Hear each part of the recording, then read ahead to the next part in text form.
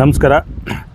ಕರ್ನಾಟಕ ರಾಜ್ಯ ವೈಜ್ಞಾನಿಕ ಸಂಶೋಧನಾ ಪರಿಷತ್ತು ಬೆಂಗಳೂರು ಈ ಒಂದು ಪರಿಷತ್ತಿನ ವತಿಯಿಂದ ರಾಜ್ಯ ಮಟ್ಟದ ಸಮ್ಮೇಳನವನ್ನು ಯಾದಗಿರಿ ಜಿಲ್ಲೆಯಲ್ಲಿ 28, 29 ಮತ್ತು 30ರಂದು ಹಮ್ಮಿಕೊಳ್ಳಲಾಗಿದೆ.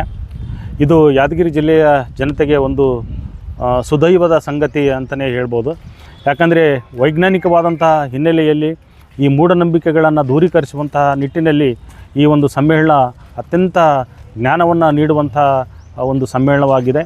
ಈ ಸಮ್ಮೇಳನದ ಸರ್ವಾಧ್ಯಕ್ಷರನ್ನಾಗಿ ಸಾಹಿತಿಗಳು ಮತ್ತು ವಚನ ಚಿಂತಕರು ಆಗಿರುವಂಥ ಶರಣ ಸಾಹಿತಿ ವಿಶ್ವರಾಧ್ಯ ಸತ್ಯಂಪೇಟೆ ಅವರು ಇದರ ಸರ್ವಾಧ್ಯಕ್ಷರಾಗಿದ್ದಾರೆ.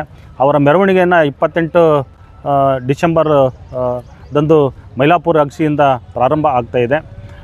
ಈ ಕಾರ್ಯಕ್ರಮದಲ್ಲಿ ಸುಮಾರು ಅನೇಕ ರೀತಿಯ ಭಾರತದ ವೈಜ್ಞಾನಿಕ ಸಂಸ್ಥೆಗಳು ಇದರಲ್ಲಿ ಭಾಗವಹಿಸ್ತವೆ.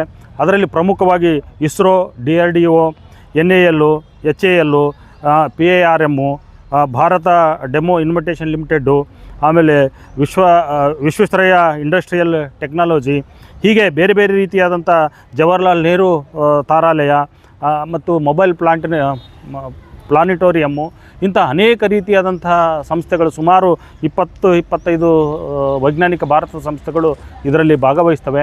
ಇದು ಮಕ್ಕಳಿಗೆ ಅತ್ಯಂತ ಉಪಯುಕ್ತವಾದಂಥ ಒಂದು ಸಮ್ಮೇಳನ ಆಗಿದೆ.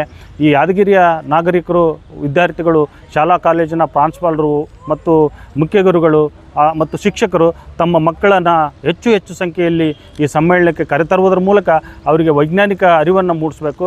ಯಾಕಂದರೆ ನಮ್ಮ ನಡೆ ವೈಜ್ಞಾನಿಕ ಕಡೆ ಅನ್ನುವಂಥ ಒಂದು ಉದ್ದೇಶವನ್ನು ಇಟ್ಟುಕೊಂಡು ಈ ಸಮ್ಮೇಳನ ನಡೀತಾ ಇದೆ.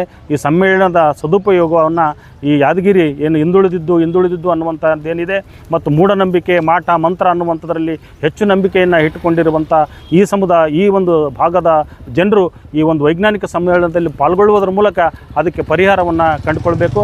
ಈ ಸಂಸ್ಥೆಯ ಸಂಸ್ಥಾಪಕ ಅಧ್ಯಕ್ಷರಾಗಿರ್ತಕ್ಕಂಥ ಡಾಕ್ಟರ್ ಹುಲಿಕಲ್ ನಟರಾಜ್ ಅವರು ಪವಾಡಗಳ ಬಯಲು ಮಾಡುವುದರ ಮೂಲಕ ಅನೇಕ ರೀತಿಯ ವೈಜ್ಞಾನಿಕ ಚಿಂತಕರು, ಅನೇಕ ರೀತಿಯ ಚಿಂತನಾ ಗೋಷ್ಠಿಗಳು ಕೂಡ ಈ ಕಾರ್ಯಕ್ರಮದಲ್ಲಿ ಇರುವುದರಿಂದ ಆ ಚಿಂತನ ಗೋಷ್ಠಿಯ ಪವಾಡ ಬಯಲು ವೈಜ್ಞಾನಿಕ ಮನೋಭಾವನೆಯನ್ನು ಬೆಳೆಸ್ಕೊಳ್ಳಲಿಕ್ಕೆ ತಾವೆಲ್ಲರೂ ಹೆಚ್ಚು ಸಂಖ್ಯೆಯಲ್ಲಿ 3 ದಿನಗಳ ಕಾಲ ಬಂದು ಭಾಗವಹಿಸಬೇಕು ಅಂತೇಳಿ ಈ ಒಂದು ಯಾದಗಿರಿ ಜನತೆಯಲ್ಲಿ ನಾನು ಡಾಕ್ಟರ್ SS ನಾಯಕ್ ಮತ್ತು ಈ ಒಂದು ವೈಜ್ಞಾನಿಕ ಸಂಸ್ಥೆಯ ಉಪಾಧ್ಯಕ್ಷನಾಗಿ ತಮ್ಮಲ್ಲಿ ಮನವಿ ಮಾಡಿಕೊಳ್ತೇನೆ. ನಮಸ್ಕಾರ.